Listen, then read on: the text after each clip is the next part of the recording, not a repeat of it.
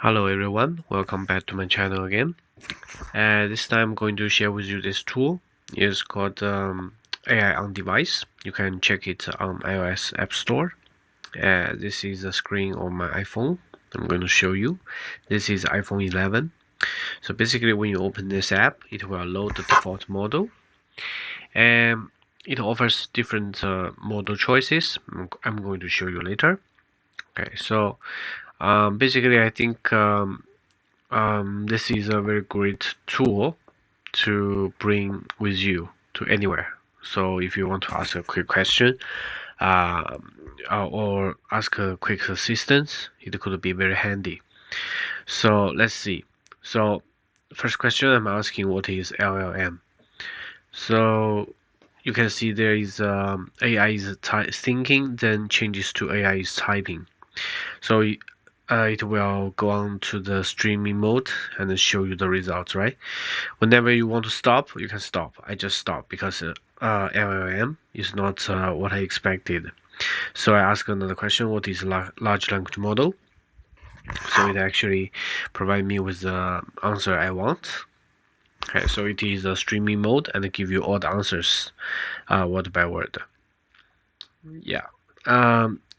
Then you can see there are some buttons, for example, like the microphone.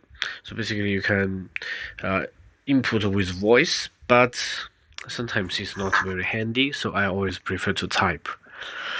And the next question is to ask for the code to get Nvidia stock price at the last 3 months and the latest financial information, and show the graphs and results. So it will give me some of the code in Python.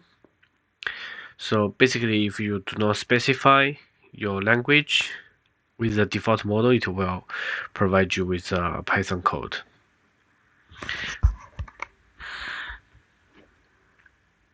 As you can see here, it actually is okay to import different packages and start setting the different variables for further analysis and display. It's not very comprehensive, so you do not see very sophisticated code structure.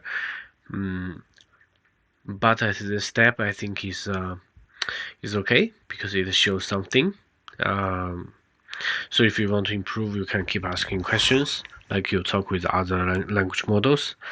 But again, for any on-device models, the usage is quite limited because its capability is limited.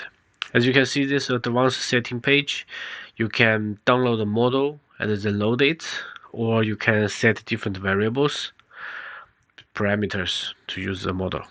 Okay.